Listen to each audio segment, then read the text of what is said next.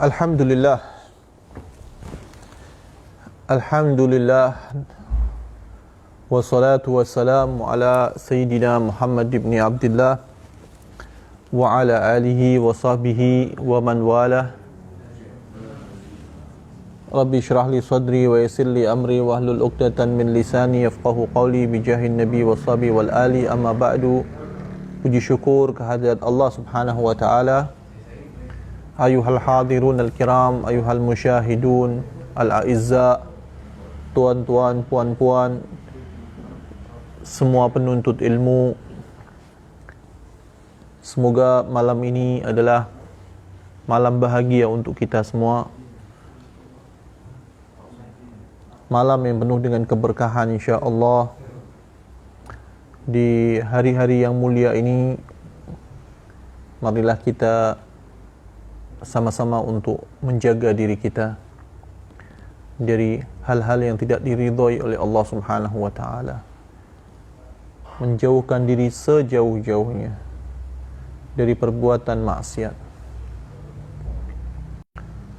Dan kita isi hari-hari ini, yakni hari-hari Muharram, dengan ibadah kepada Allah, dengan taat kepada Allah, dengan memperbanyak bersedekah, dengan memperbanyak berpuasa, dengan memperbanyak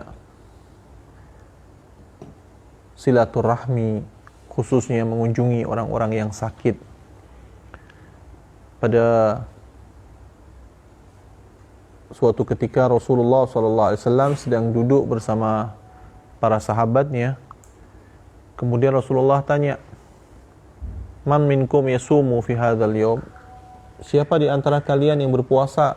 Ini Rasulullah berbicara ini ketika itu pada hari Muharram, pada hari Ashura, 10 Muharram.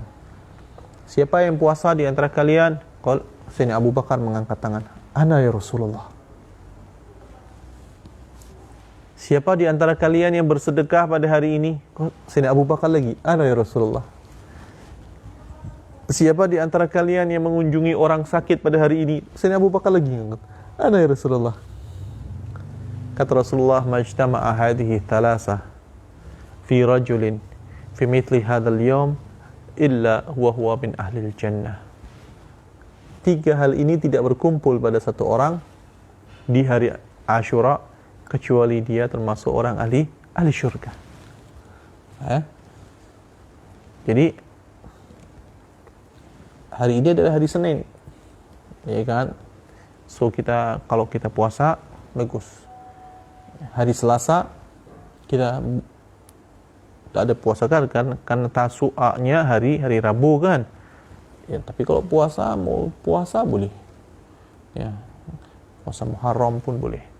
Kemudian nanti hari Arbi'a, hari Rabu usahakan untuk puasa namanya puasa Tasu'a. Ya, Tasu'a, karena sunnahnya puasa Ashura. Puasa Ashura itu dulunya wajib. Sebelum ada puasa Ramadan, yang pertama kali wajib adalah puasa Ashura. Kemudian setelah diwajibkan puasa bulan Ramadan, kutiba alaikumusyamu kama kutiba alal ladzina min qablikum la'allakum tattaqun syahrul ramadhan alladzi unzila fihil Qur'an faman wajada minkumus syahra falyasumhu. Ya kita diperintahkan kita untuk berpuasa bulan Ramadan, maka puasa Muharram kata Rasulullah, faman syaa shamahu wa man syaa tarakahu atau aftar. Barang siapa yang nak tetap berpuasa di bulan Muharram boleh. Ya, enggak berpuasa pun jadi sunnah. Ya. Waktu Rasulullah SAW masuk ke Madinah melihat orang-orang Yahudi ketika itu berpuasa, ditanya, kalian berpuasa apa? Hari ini adalah hari diselamatkannya Nabi Allah Musa. Maka Rasulullah mengatakan, fanahnu aula bi Musa minkum. Kita lebih berhak untuk berbahagia dengan selamatnya Nabi Allah Musa. Kemudian Rasulullah memerintahkan sahabatnya untuk berpuasa, dan Rasulullah mengatakan, lau baqaitu ila sana al-qadimah la asumanna at-tasi'. Kalau aku masih hidup sampai tahun depan, aku akan berpuasa juga pada 9 Muharram. Jadi usahakan untuk jangan meninggalkan puasa ini. Puasa bulan Muharram, yakni Asyura-nya 10 Muharram akan menghapus setahun sebelumnya dan setahun sesudahnya. Ya, jadi setahun yang lalu ini kita berbuat dosa, setahun lalu akan dihapuskan oleh Allah Subhanahu wa taala dengan kita berpuasa pada hari Asyura. Ya. Tapi karena orang Yahudi juga berpuasa Asyura juga, maka kita kena berbeda dengan orang Yahudi, maka disundahkan juga kita untuk berpuasa pada tanggal 9-nya. Jadi hari Rabu dan hari Kamis. Hari Kamis juga kita sunnah puasa hari Kamis. Senin Kamis kan puasa ya. Jadi kita niatnya nawaitu shoma Asyura wa sunnat yaumul Khamis. Ya, aku niat saja aku puasa Asyura dan puasa hari Kamis. Jadi 2. Ya. Habib, saya punya hutang puasa qadha sekali. Niatkan, boleh. Ya. Jadi niatnya 3, qadha salat, qadha puasa yang terdahulu, sama satu lagi puasa Asyura, satu lagi puasa hari Kamis. Boleh tak 3 macam itu? Boleh. Boleh. Tidak apa. Dapat semua pahalanya, semuanya dapat, qadhanya sah, dapat pahala hari Kamis dan juga dapat pahala hari Asyura. Kenapa? Karena Rasulullah SAW mengatakan innamal a'malu ya, wa innamal likulli imri'in ma. Semua orang akan dibagi menurut apa yang dia niatkan. Alhamdulillah. InsyaAllah kita puasa dan kita berusaha untuk bersedekah kepada para anak-anak yatim, kepada orang-orang yang ingin berbuka puasa, kepada para fuqara, kepada para penuntut ilmu. Itu bagus. Orang yang bersedekah untuk orang yatim, pahalanya tinggi. Yang bersedekah untuk para fakir, tinggi pahalanya. Yang bersedekah untuk orang janda-janda, pahalanya tinggi. Anak yatim, lebih tinggi lagi. Yang bersedekah untuk orang tuanya, ibu bapaknya nggak mampu, dia bersedekah, dia bagi, dia bahagiakan orang tuanya, pahalanya lebih tinggi lagi. Daripada semua, lebih tinggi pahala dengan orang tua yang tidak mampu.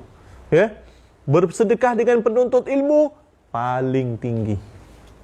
Bahkan lebih tinggi daripada kita bersedekah untuk orang tua kita sendiri. Pahalanya lebih banyak kepada penuntut ilmu. Kenapa? Karena penuntut ilmu adalah mereka-mereka yang menyambung lisannya Rasulullah. Ketika kita sokong mereka, kita biayai mereka untuk menuntut ilmu, kita bantu mereka dalam belajar, mereka perlu kitab, kita belikan kitab, mereka perlu pena, mereka perlu baju untuk belajar, mereka perlu sabun, mereka perlu makan, kita bantu mereka, maka sama saja kita membantu agama Islam ini untuk terus kuat. Kita bersama dengan kita dengan berjihad, karena penuntut ilmu ini nanti yang akan menjadi pengemban amanah untuk menyampaikan ilmunya Rasulullah sallallahu alaihi wasallam. Jadi kita alu-alukan, kita anjurkan, berpuasalah dan bersedekahlah, khususnya kepada anak yatim, karena di hari Asyura ini, kita mengelus kepalanya anak yatim. Kemudian kita sayang dia, anak yatim yang belum balik lagi, yang udah balik udah besar, udah bukan yatim lagi, udah besar. Tapi anak yatim, walaupun dia sudah balik, tapi ketika dia masih menjadi pelajar, masih menjadi penuntut ilmu, maka dia tetap mendapat fadilah kita menyantuni dia sebagai dia anak yatim dan dia penuntut ilmu. Jadi alhamdulillah. Setelah itu berpuasa dan bersedekah dan berusahalah untuk menyambung tali silaturahmi, mengunjungi orang-orang yang sakit, walau dengan telepon. Sekarang tak boleh kan, orang sakit tak boleh dikunjungi. Ya, tak boleh karena takut COVID, takut ini, takut macam-macam. Oke, kalau gitu boleh dengan telepon, ya. Duduk majlis ilmu macam ini. Duduk majlis ilmu, ya, lebih bagus daripada mengunjungi 1000 orang sakit. Lebih bagus daripada mengantar 1000 jenazah. Lebih bagus daripada memerdekakan 1000 hamba sahaya. Hanya duduk saja, tanpa megang pena, tanpa megang kitab. Duduk saja mendengarkan, walaupun tidur. Ngantuk-ngantuk, penat-penat. Pahalanya dapat. Apalagi dia hadir dengan menulis, dengan membaca, dengan menghafalkan. Pahalanya luar biasa. Di zaman sekarang ini, zaman akhir, sebentar lagi kiamat. Sebentar lagi kiamat, ini sudah mau hampir kiamat lagi. Nggak percaya? Bentar lagi kiamat. Sebentar lagi, anak yang cakap, bentar lagi kiamat. Bila itu? Ya sebentar lagi. Ya sebentarnya bila? Ya nggak tahu kan. Kan kita tak tahu, tapi sebentar lagi. Ya? 100 tahun sebentar nggak? 1000 tahun sebentar nggak? 2000 tahun? Kita nggak tahu. Tapi itu semua sebentar. Dalam arti apa? Kita sebentar lagi akan mendapat kiamat kita yang paling dekat. Apa itu? Kematian. Kita nggak perlu tunggu kiamat, hancurnya langit, hancurnya bumi. Nggak perlu tunggu itu. Sekarang ada kiamat kita yang paling dekat, yang paling nyata dengan kita. Apa itu? Mati. Mati nggak nunggu umur. Anak kecil mati ada nggak? Orang tua mati ada nggak? Anak muda mati ada nggak? Orang tua mati ada tak? Orang miskin mati tak? Orang kaya mati tak? Yang handsome mati tak? Yang jelek mati tak? Si kaya mati, miskin pun mati. Gimana, ada lagunya kan itu ya? Gimana coba? Hah? Muas?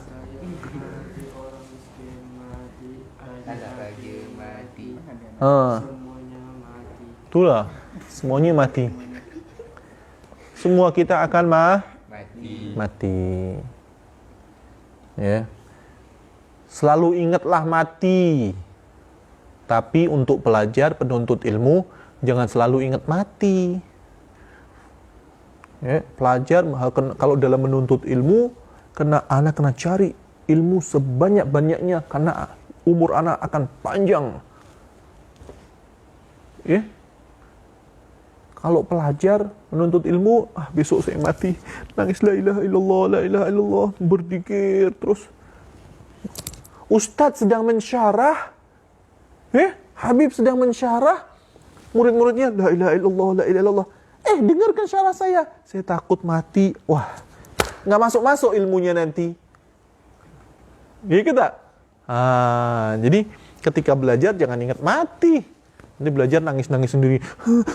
Kenapa? Kenapa menangis? Saya ingat mati, saya takut mati. Ya Allah, bila nak belajarnya, nanti ilmunya tak masuk-masuk, ya kan?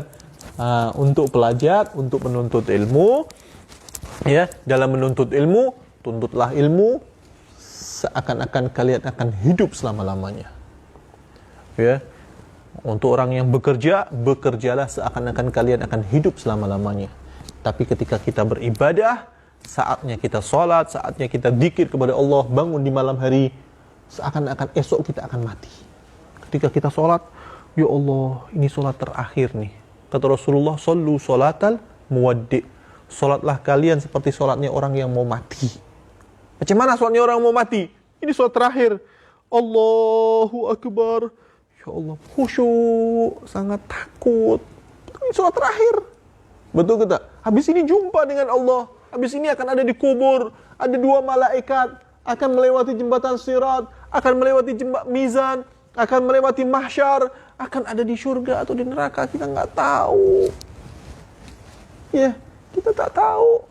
Harta kita yang banyak, kita tinggalkan. Yang kita pakai cuman kain kafan. Ya. Anak yang kita sayang, istri yang kita cinta, kawan-kawan yang baik dengan kita, yang selalu kita belanja makan buat dia. Mana mereka semua? Mana? mereka akan menjauh dari kita. Mereka akan tinggalkan kita. Mereka akan hantar kita sampai dikubur saja. Istri yang paling kita cinta hantar sampai dikubur saja. Setelah dikubur dia akan pergi. Anak kita cuma ngantar kita masuk dalam kubur, setelah itu pergi. Itu kalau kita nggak kena COVID. Kalau matinya kena COVID, waduh, nggak ada yang mau dekat. Takut semuanya. Iya kita. So, kita mau mati dengan apapun, kapanpun, dimanapun. Kita mau mati, siapa yang akan bersama kita? Siapa yang akan mengawankan kita? Siapa yang akan menyinari kubur kita? Siapa yang akan membuat kita tenang? Siapa yang akan meringankan rasa takut kita? Ketika jumpa malaikat, ketika ada di mahsyar, ketika di mizan. Siapa yang akan menerangi kubur kita nanti? Siapa? Hanya amal kita. Amal ibadah kita. Di dunia apa yang kita buat, semuanya akan hilang. Kecuali amal kita. Sedekah jariah kita. Kita duduk di ma'had, di tahfiz, kita menghafal Al-Quran, kita belajar alim, kita belajar bahasa Arab, lalu kita ajarkan lagi ilmu ini yang akan terus bersama kita sampai yaumul kiamah. Pahalanya akan terus mengalir ke kita. Ya. Sedekah jariah, kita membina madrasah, kita membina masjid, membina perigi untuk orang minum, membagi makan, yang terus ketika kita meninggal, surau atau masjid itu masih ada bersama kita. Ya, tapi dengan syarat ikhlas di hati. Ya. Kullu ma kana lillah dama wattasal. Wa kullu ma kana li ghairillah inqata. Yang semua karena Allah, yang kita bina karena Allah, kita menuntut ilmu ini karena siapa? Karena Allah, maka dia akan terus berada. Ya. Masjid karena Allah, kita membuat yatim piatu madrasah, ya, rumah kebajikan untuk anak yatim piatu. Karena apa? Karena Allah, maka dia akan terus. Kita mati, akan ada orang yang akan terus melanjutkan sampai yaumul kiamah. Akan terus berjaya. Paham? Ikhlaskan niat kita. Ya. Jadi amal ibadah kita lah yang akan bersama kita. Bacaan Al-Quran kita. Ilmu kita. Anak-anak kita yang soleh. Anak soleh ini yang akan mendoakan kita. Ya. Kata Rasulullah, waladun soleh yad'u lahu. Anak soleh yang mendoakan untuknya. Bukan waladihi, bukan anaknya yang soleh. Tapi anak soleh. Anak soleh, doain anak. Sampai. Pelajar pun juga anak-anak semua. Doain enggak? Doain. Semua guru-guru, semua ustadz didoain. Jadilah anak yang soleh, yang mendoakan. Syarat menjadi anak soleh itu apa? Apa syaratnya? Anak soleh itu macam mana, Habib? Apakah anak soleh itu yang ahli ibadah? Apakah anak soleh itu yang selalu bangun di malam hari? Apakah anak soleh itu yang hafiz Al-Quran itu anak soleh? Yang hafal hadis, yang alim luar biasa, apakah itu anak soleh? Bukan.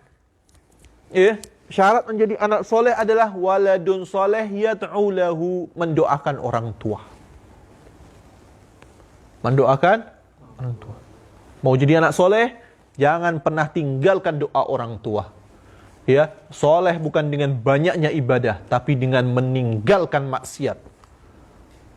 Ya, jauhkan maksiat sejauh-jauhnya. Soleh dengan meninggalkan maksiat dan dengan mendoakan orang tuanya. Siapa orang tua kamu? Orang tua kalian adalah 3 orang. Orang tua yang melahirkan kalian, bapak dan ibumu. Kata Sayyidina Ali bin Abi Thalib, abuka thalath. Ya, orang tuamu itu ada 3. Pertama, yang melahirkan kamu, yakni bapak dan ibu kandungmu.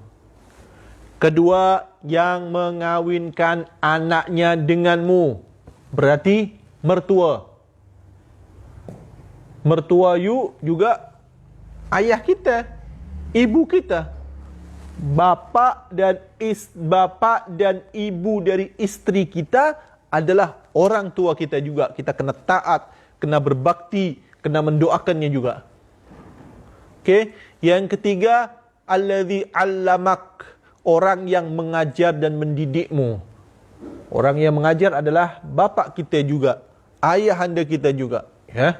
Jadi guru adalah abu ruh. Guru adalah bapa untuk jiwa kita, untuk ilmu kita. Nah, jadi kena didoakan juga guru-guru, ya. Oh, kita mukadimahnya terlalu panjang nih. Baik, mukadimahnya terlalu panjang, tapi barokah insyaAllah. Ilmu semua yang kita bincang, bukan yang lain.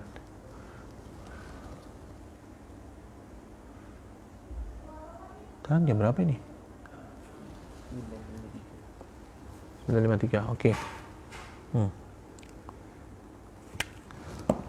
Baik, kita masuk kepada hadis yang selanjutnya. Semalam kita, pada minggu yang lalu, kita berbicara tentang hadis Jibril namanya, ya, sampai kepada pertanyaan malaikat Jibril untuk yang keempat, yaitu akhbirni anis sa'ah.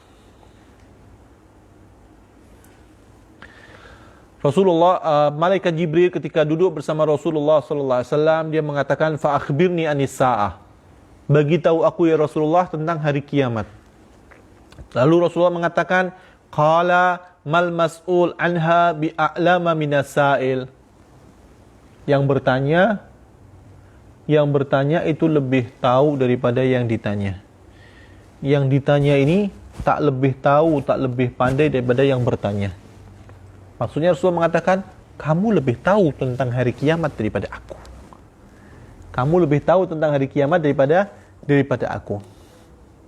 Kemudian Rasulullah, malaikat Jibril mengatakan, fa akhbirni an amaratiha. Toib, kalau gitu nggak akan dibagi tahu hari kiamat, bilang nggak ada yang tahu kan? Disembunyikan. Supaya apa? Kenapa disembunyikan?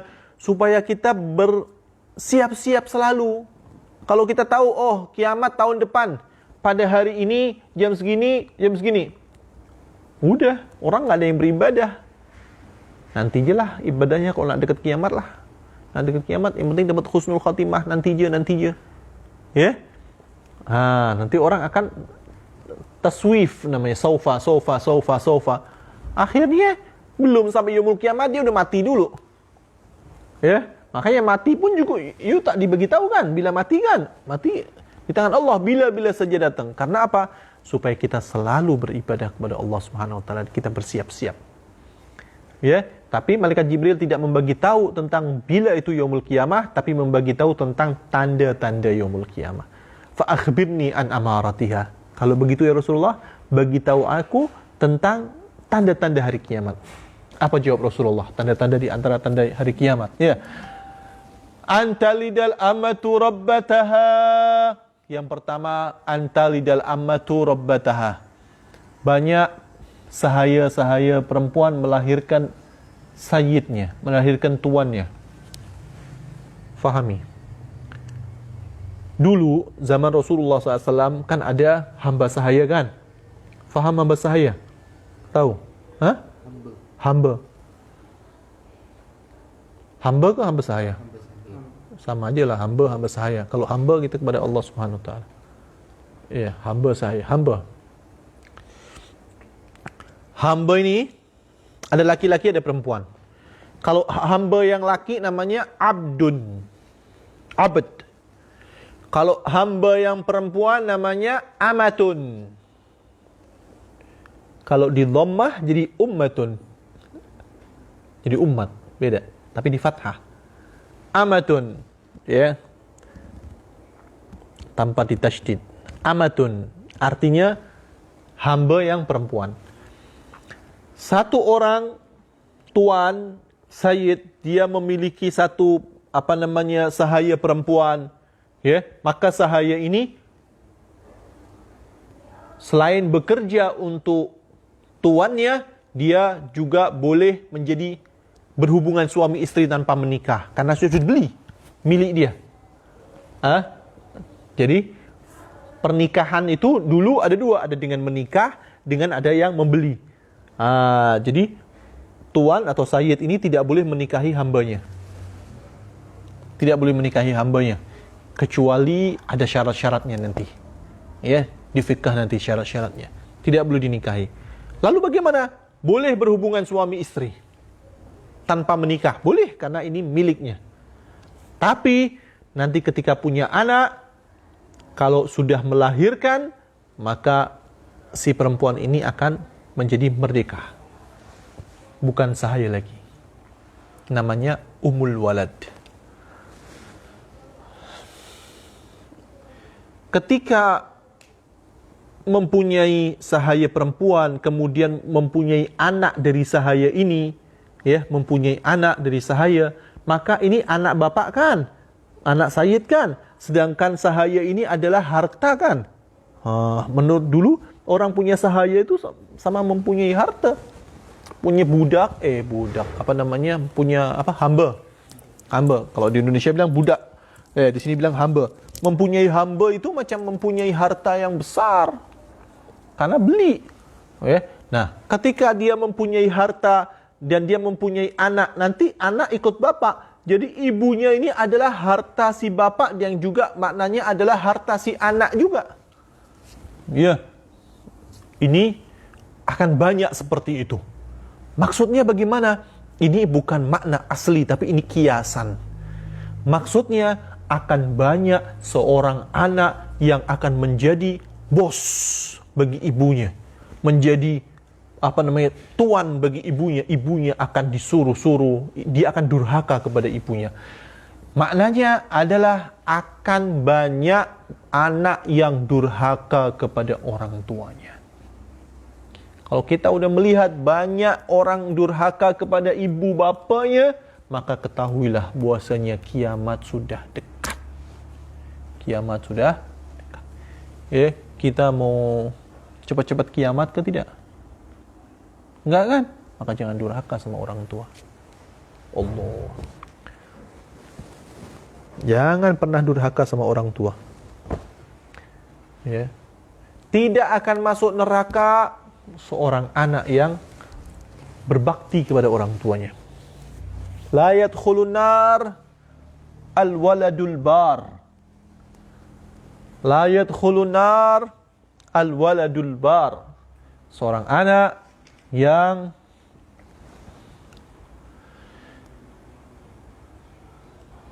berbakti kepada orang tuanya, maka dia tidak akan masuk neraka. Wala yadkhulul jannah al-waladul aq. Tidak akan masuk syurga anak-anak yang durhaka. So hati-hatilah sama ibu sama bapak ni, betul-betul hati-hatilah. Berat kita berbakti itu, Allah. Jangan angkat suara. Jangan angkat suara kalian. Jangan pandang ibu bapa dengan pandangan yang pedas. Mak, takkanlah mak. Dipanggil Fulan, Afiq. Nanti mak, nanti mak, lagi main game. Wah.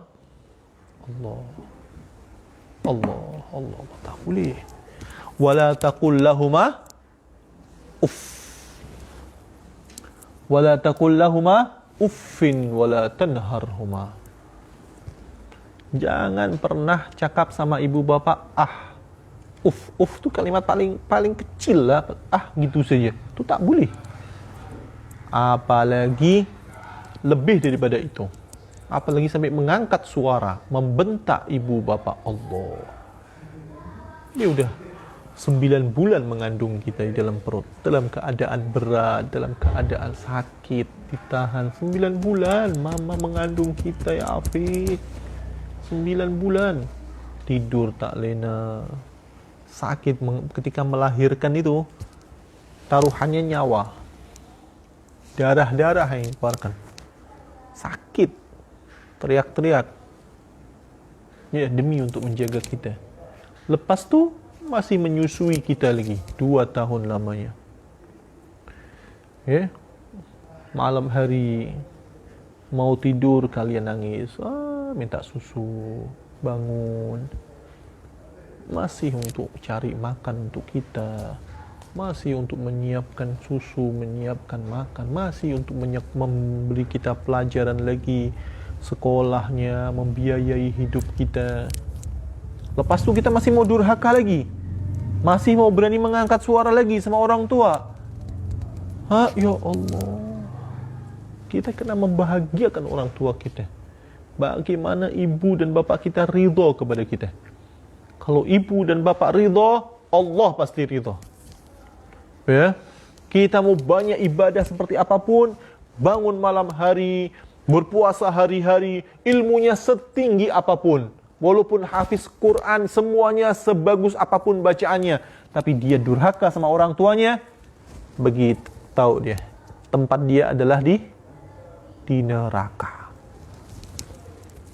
Tak ada manfaatnya. Dia akan menderita di dunia dan di akhirat. Semua dosa, you berbuat maksiat sama Allah, you meninggalkan solat, you tidak berpuasa Ramadan, you berbuat maksiat, hari-hari you berbuat maksiat, nanti yaumul kiamat, nanti di neraka you baru disiksa. Semua dosa diakhirkan adabnya, kecuali dosa terhadap orang tua. Cash Allah bagi. Langsung Allah bagi di dunia, tak pakai tunggu-tunggu nanti. Ya, kalau kita susah mencari kerja, kita susah menjadi orang kaya, nggak ada orang yang durhaka kaya raya, nggak ada, dia akan susah. You mau kaya raya, berbaktilah pada orang tua, jadikan ibu mahkota, taruh di kepala, muliakan, pasti itu jadi orang kaya raya. Taatlah sama orang tua, insya Allah. Itu saja. Yang penting adalah taat sama orang tua. Ya, walaupun you tak belajar apapun, tak ada master ke, PhD ke, nggak belajar apapun ke, ya, tak paham mengerti apapun, tapi kalian taat sama orang tua kalian, hidup kalian akan bahagia. Di dunia kalian akan bahagia, apalagi di akhirat nanti. Ya, insyaallah ya, kita cukup hadis sampai di sini, sudah setengah jam. Nanti insyaallah hadisnya kita lanjut pada minggu yang hadapan insyaallah. Jadi tanda kiamat yang pertama apa? Banyak anak durhaka. Tanda kiamat yang pertama apa? Banyak anak yang durhaka. Yang kedua nanti kita akan bahas insyaallah. Sekarang kita masuk kepada pelajaran ilmu fiqh. Bismillahirrahmanirrahim. Faslun alamatul bulugh sudah kita baca. Pada minggu yang lalu kita sudah mempelajari tentang tanda-tanda orang itu menjadi baligh. Ada 3 tanda orang sudah menjadi baligh. Yang pertama adalah umurnya 15 tahun. Yang sudah berumur 15 tahun, walaupun dia belum haid atau belum keluar air maninya, maka dia sudah baligh. Umurnya sudah 15 tahun. Pertama. Kedua, umurnya belum 15 tahun, tapi dia sudah haid. Dengan syarat umurnya lebih dari 9 tahun. Ya, lebih dari 9 tahun dan dia sudah haid bagi perempuan, maka dia sudah baligh. Apa itu haid? Nanti kita bahas. Ada fasal khos tentang haid nanti. Ya, yang penting sudah haid. Sudah haid belum? Belum kan? Nggak ada haid laki-laki, macam mana tergelak. Yang ketiga adalah ihtilam. Ihtilam itu tidur mimpi. Mimpinya basah, bukan kering. Kalau mimpi kering, bangun-bangun tak ada basah apapun. Kalau mimpi basah, tidur, mimpi, tiba-tiba bangun, sudah basah. Seluar kita udah basah. Bukan dengan air kencing, bukan. Tapi air mani. Ya, air mani. Siapa yang sudah keluar air maninya dan umurnya sudah lebih dari 9 tahun, maka dia baligh. Walaupun dia belum berumur 15 tahun. Oke, jadi tanda-tanda baligh 3. Umur 15 tahun, haid atau keluar air maninya. Oke, paham ya? Sekarang syurut ijza'il hajar thamaniyatun. syarat untuk istinja dengan batu. Orang dulu istinjanya dengan batu. Karena tak ada air, susah mau cari air, padang pasir semuanya. Dari mana mereka mau cari air? Ya, susah mau ambil air. Jadi mereka boleh istinja dengan batu. Kita sekarang istinja dengan batu boleh? Boleh. Ya, salat sah kita sah. No problem. Itu namanya mustajmir. Tapi istinjanya kurang sempurna. Salat boleh? Boleh. Walaupun ada air.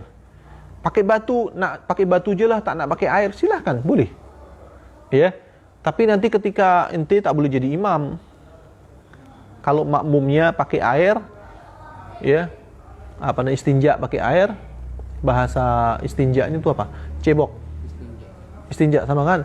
Istinja pakai air, imamnya istinja pakai batu tak boleh.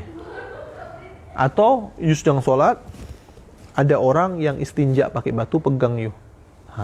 Itu enggak sah, batal sholatnya. Karena istinja dia kurang sempurna. Ya, paling afdol istinja dengan apa? Dengan air. Ya, kemudian dengan batu. Kalau suruh milih air dan batu, yang paling bagus yang mana? Air. Tapi paling afdolnya lagi adalah dengan batu dulu, lepas itu dengan air. Jamak baina isnain. Istinja dengan batu dan pernah istinja dengan batu?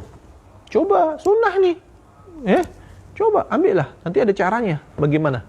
Siapa yang punya istinja dengan batu? 1, 2, 3 orang. 3 orang pernah istinja dengan batu ya. You belum pernah? Coba, walau 1 kali. Ya, yang penting pernah coba. Berapa kali istinja dengan batu? 1 kali. Cukup 1 kali. Yang penting pernah dicoba, kan? Jadi sudah tahu ilmunya, cara beristinja dengan batu. Oh, kita tahu. Oke, kita praktiskan. Ingat terus, tidak akan lupa-lupa caranya. Ya. Bagaimana caranya? Syaratnya ada 8. Yang pertama, ayakuna bi thalathati ahjar, dengan 3 batu. Enggak boleh dengan 1 batu, dengan 3 batu. Syarat pertama, an yakuna bi thalathati ahjar, dengan 3 batu. Kalau 3 batu kurang, jadi 5 batu. 5 batu kurang, 7 batu. Selalu ganjil. Bismillahirrahmanirrahim.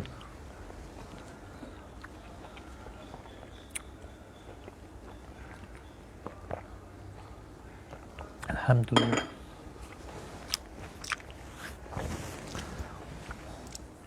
Ya. Paling sikitnya 3 batu. 1 batu boleh tak? Boleh.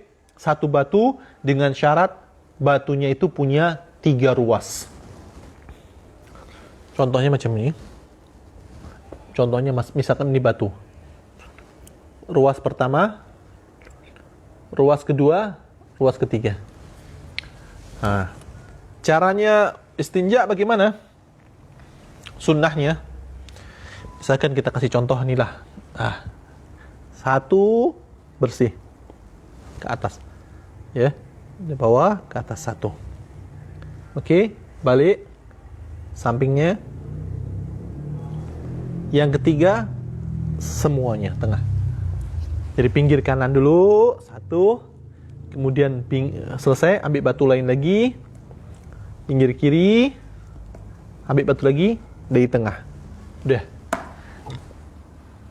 Ngerti? Itu caranya istinja. Nggak apa-apa, ini ilmu ini. Ya. Kalau dengan 1 batu, oke, 1 batu, balik. 1, 2, balik yang ketiga. Ya. Itu kalau dengan 1 batu. Boleh dengan 1 batu, tapi ketika batunya punya 3 ruas. Kalau batunya cuma bulat macam itu 1 ruas, tak boleh. 1 kali aja. Ya, ganti 2 batu, ganti 3 batu. Oke, paham Syahrul? Insyaallah. Iya. Jadi dengan 3 batu. Wa an yunqal mahal. Batunya kena dapat membersihkan tempatnya keluarnya kotoran itu. Ya, tempat keluarnya kotoran ya. Kalau bahasa Arabnya dubur. Ya, duburnya itu kena batunya kena membersihkan dubur. Ya. Jadi tak boleh pakai apa? Pakai tanah. Tak bisa, tak boleh. Pakai tisu, boleh pakai tisu karena tisu boleh menghilangkan tisu. Jadi batu, selain batu apa? Semua yang bisa kertas tak boleh, kertas. Apalagi kertas, di situ ada kertas, ada tulisan apa namanya, nama Allah, nama Rasul. Nggak boleh. Visual, maaf. Ya. Dengan batu akik, tahu batu akik? Batu permata yang intan dah. Yang biasa laki-laki punya pakai tebel-tebel tuh batu apa namanya? Batu akik lah. Batu akik boleh? Tak boleh. Kenapa tak boleh? Karena itu amlas, itu lembut. Itu apa namanya? Itu licin gitu. Nggak bisa untuk mengangkat kotoran. Ya, kena pakai batu yang keras. Iya, tak boleh batu, pakailah tisu. Nggak ada tisu, pakai kain. Ya. Pakai tulang, boleh pakai tulang. Tulang ayam ke... Nggak boleh pakai tulang. Tapi kan tulang, pakai 3 tulang. Tak boleh. Kenapa tulang tak boleh? Karena tulang adalah makanannya jin. Tulang adalah makanannya jin. Kalau inti buat cebok, inti buat istinja, marah itu jin. Kurang ajar. Takut nih inti disentil sama jin nanti. Nggak boleh. Kenapa tidak boleh? Karena itu adalah makanannya jin. Dan semua hal-hal yang muhtaram tidak boleh digunakan untuk istinja. Wa alla yajifan najis. Najisnya jangan sampai kering.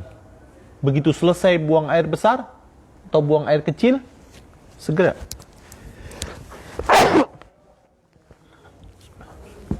Ana tadi membicarakan, Allahumma sholli ala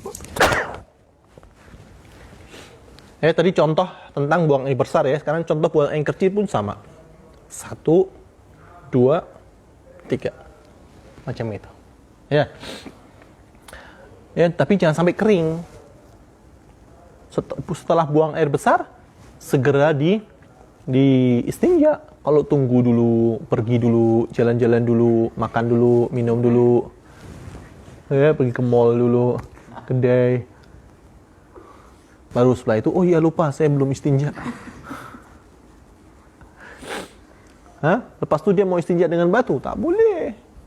Karena istinja dengan air. Kenapa? Karena tempatnya sudah kering. Ya. Najisnya sudah kering. Wa alla yantakil. Dan juga najisnya nggak boleh pindah. Kalau di dubur, ya di dubur saja, nggak boleh pindah ke mana namanya, ke punggung. Maaf ya, bicaranya agak terang supaya ilmu ini, supaya kalian tahu. Ya. Kalau apa namanya, buang air kecil, najisnya tidak pindah ke selain hasyafah. Kepala dakar kan ada kepala dan badan kan. Nah, ketika masih berjalan di kepala, oke, masih boleh. Tapi kalau sudah pindah, kan kadang-kadang kencing, lari-lari, dia pindah ke badannya. Maka yang seperti itu, dia nggak boleh, dia kena pakai air. Ya, kena pakai air. Wala yatra alaihi akhar. Juga tidak kejatuhan apapun. Contohnya di tempat buang air besarnya, ya, ada lalat terbang, nempel di situ. Ya, atau ini minta maaf ya, ini kena dibicara karena ini ilmu nih.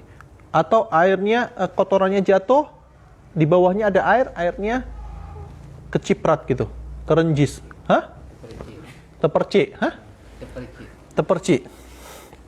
Itu bahasa Malaka itu. Bahasa Kuala Lumpurnya apa? Tepercik ya. Terpercik. Jadi Kan jatuh kan, nempel lagi. Ya, jadi ada air yang terpercik air atau lalat tadi atau apa saja. Nah, sudah bercampur. Kotoran tempat keluarnya kotoran itu sudah bercampur dengan air. Nah, maka nggak bisa. Kena pakai air. Ini syarat pakai ala yatra alaihi akhir wala yujawiza safhatahu wa hasyafatahu. Tidak keluar seperti yang saya ceritakan tadi, tidak keluar dari kepala zakar atau duburnya. Ya. Dubur itu tempat keluarnya kotoran. Ya. Kalau samping-sampingnya namanya bukan dubur, namanya adalah punggung lah kalau kalian bilang ya, punggung. Nah, wa hasyafatahu. Ini pelajaran fikih kayak gini kadang-kadang berat untuk menceritakannya, apalagi secara live kan. Orang banyak dengar. Kita harus kena cari bahasa yang sopan, bahasa bagaimana. Nah, tapi kalau dengan pelajar-pelajar sendiri kita bisa jelaskan lagi ya, semuanya. Tapi kita perlu paham ini. Ya, perlu paham ini adalah ilmu.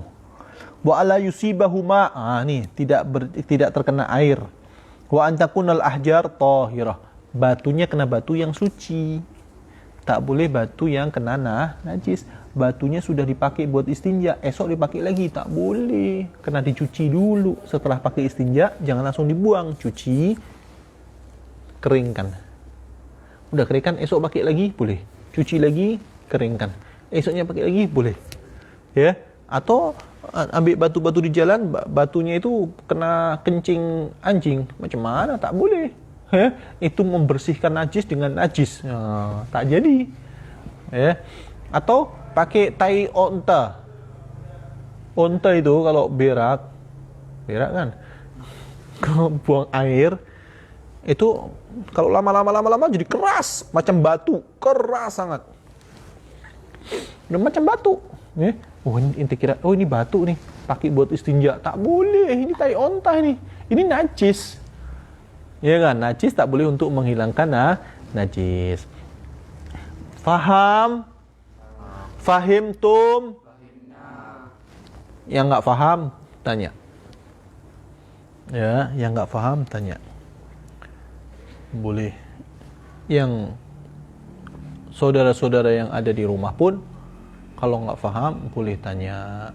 Ya, bisa dari komen, bisa dari, kalau malu dari komen, bisa dari apa? DM.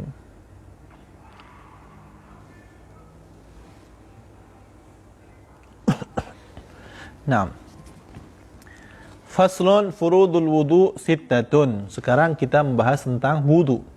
Ya, setelah beristinja kita membahas tentang wudu, syarat-syaratnya wudu, fardu-fardunya wudu itu ada 6. Fardunya wudu ada 6. Yang pertama adalah niat, tapi insyaallah kita bahas pada minggu hadapan. Ini perlu apa?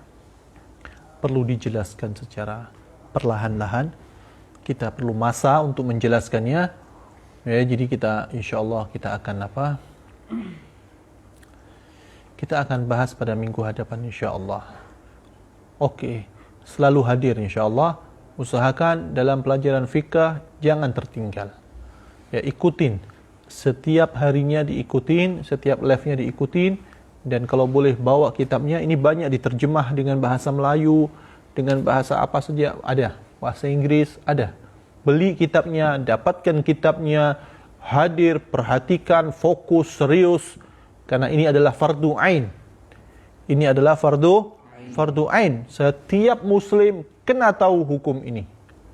Ya, setiap umat muslim mengaku dirinya muslim, dia kena faham. Ini bukan ilmu untuk jadi ulama saja, tapi ini ilmu untuk semua muslim. Takkan muslim tak tahu cara berwudu?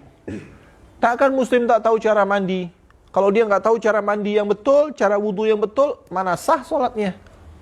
Ya, jadi semua muslim kena faham. Ini adalah fardu ain. Ya, fiqh adalah fardu ain.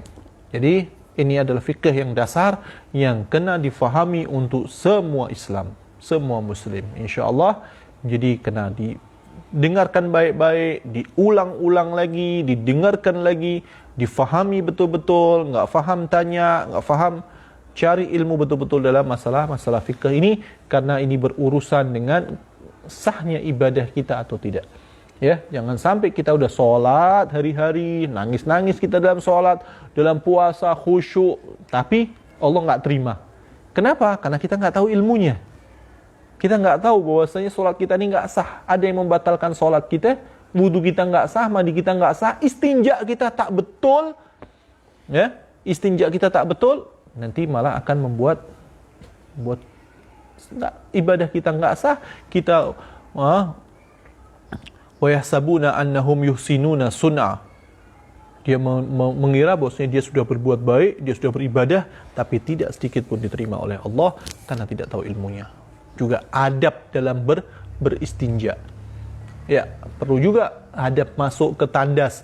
Yang pertama, masuk tandas kena pakai kaki kiri. Usahakan pakai kaki kiri.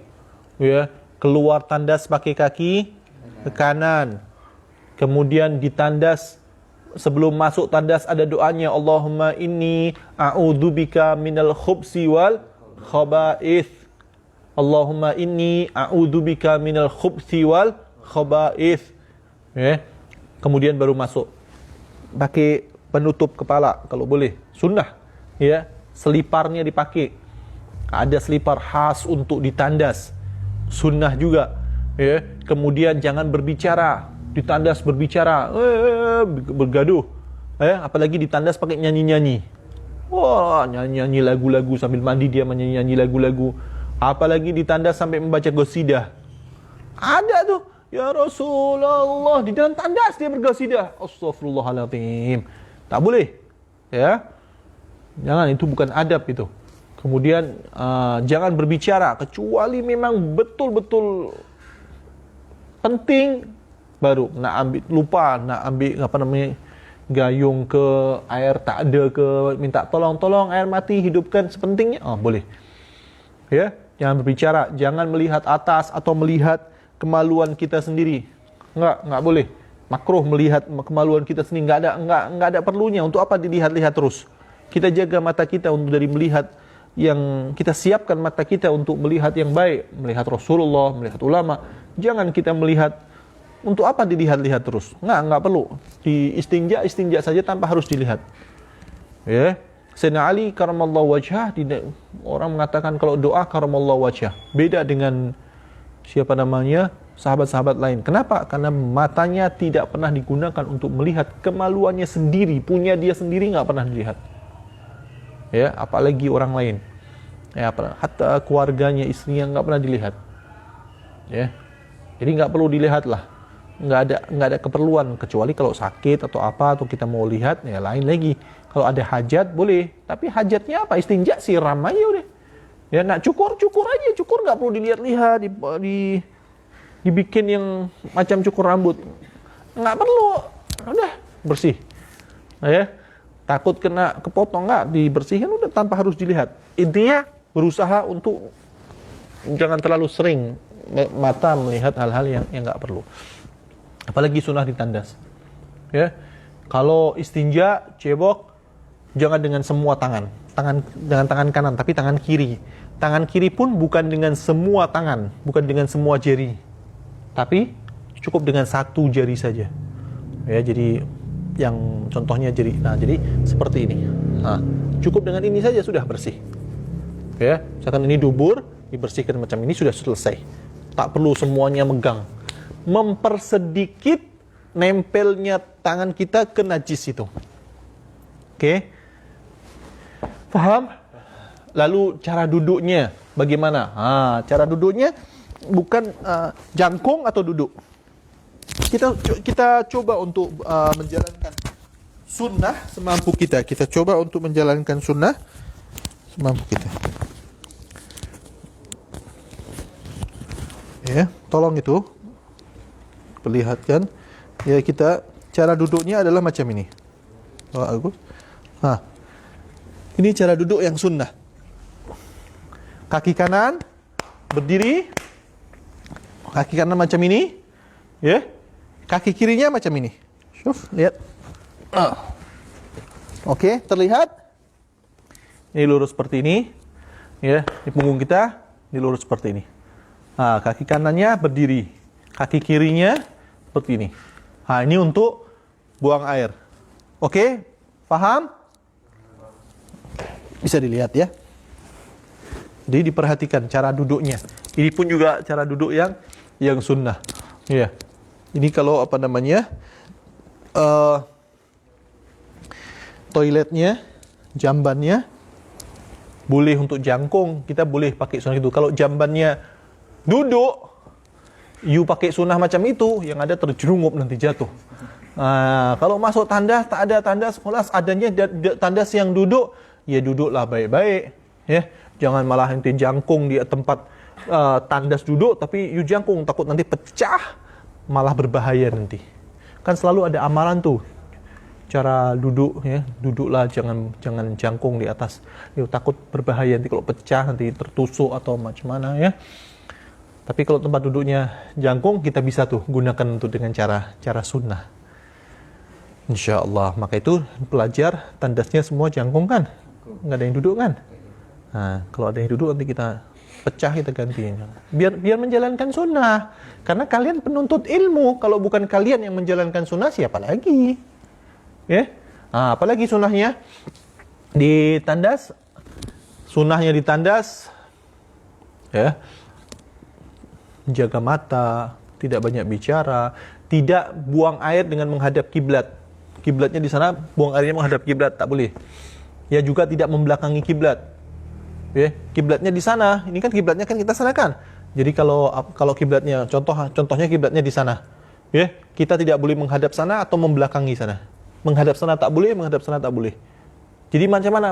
Menghadap sana atau sana? Ya, kalau kita masuk tandas, biasanya orang Islam membuat rumah, kalau yang bekerja kontraktornya adalah muslim, dia tahu. So, jadi kita masuk tandas sudah paham. Tempat tandasnya itu sudah dipersiapkan untuk tidak menghadap kiblat dan atau tidak membelakangi kiblat. Ya. Kemudian jangan menghadap matahari. Melihat matahari, melihat bulan, jangan melihat atas. Sedang buang air besar dia melihat atas, ya. Jangan terlalu lama di tandas. Jangan termenung di tandas. Untuk apa? Tandas megang handphonenya, ya. Main game lagi, sempat main game di tandas. Astagfirullahaladzim. Betul? Tak? Syahrul? Alhamdulillah. Jangan ya. Jangan main game, apalagi bernyanyi-nyanyi. Tak perlu, segera selesaikan pergi. Karena apa? Tandas itu kan tempat kotor kan. Tempatnya siapa? Jin, syaitan. Setan itu tempatnya di jin. Kalau tempatnya di jin, tempatnya di tandas. Setan itu tempatnya di jin. Setan itu tempatnya di tandas. Ya? Setan tempatnya di tandas. Kalau orang suka tandas lama-lama, berarti dia apa? Kawannya siapa itu? Jangan. Ya. Umat Islam, Muslim, sukanya yang indah, sukanya yang bersih. Bahagia kalau duduk di masjid bersama orang-orang yang soleh. Ya itu. Kalau di tandas masa tak seronok gitu. Selesai. Imam Nawawi itu jarang masuk tandas. Buang air seminggu sekali. Imam Nawawi dia sangat makannya sedikit. Dia mau makan timun itu. Apa di sini timun? Tahu kan timun? Dia mau makan timun itu takut. Dia nggak pernah makan timun. Dia mau makan timun takut. Kenapa? Takut nanti sering ke tandas. Karena itu mengandung air banyak. Timun kan banyak airnya, takut nanti kencingnya banyak. Takut. Jadi dia apa? Dia gunakan ilmu waktunya tuh untuk menulis, untuk ibadah, untuk taat kepada Allah.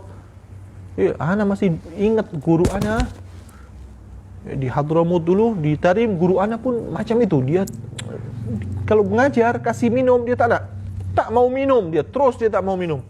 Tak mau minum, tak mau makan. Tanya, kenapa kita sediain kopi ke teh? Dia tak. Kenapa? Dia minum ada waktunya. Pagi hari sebelum dia keluar, dia makan sedikit, minum sedikit, selesai. Dia tidak mau minum lagi. Minum itu ada jamnya. Dan dia sebelum makan, minum.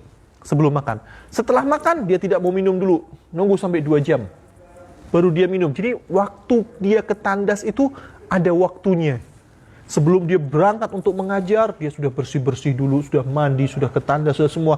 Jadi dia duduk mengajar 3 jam, 4 jam, berjam-jam, ganti kelas, berjam-jam dia ngajar. Tidak sedikit pun dia pergi ke tandas. Tidak sedikit pun dia pergi tandas. Kuat dia. Pelajar-pelajarnya yang tandas, bentar-bentar tandas. Dia tidak pergi tandas, dia mengajar terus dengan kuat. Karena apa? Karena dia jaga makannya, dia jaga minumnya. Ya? Jadi kita persedikit waktu kita di tandas. Gunakan waktu kita untuk hal-hal yang bermanfaat. Apalagi sunnahnya, banyak sekali sunnah-sunnahnya, dan yang sedikit ini kita manfaatkan dulu, kita amalkan dulu, berusahalah. Dan ingatlah, tulis baik-baik, ingat baik-baik. Jangan lupa, man wadaba ala adab fil hamam, man wadaba ala adab fil hamam, sayadhar ala wajhihi nurul ilm. Orang yang menjaga adab dia di tandas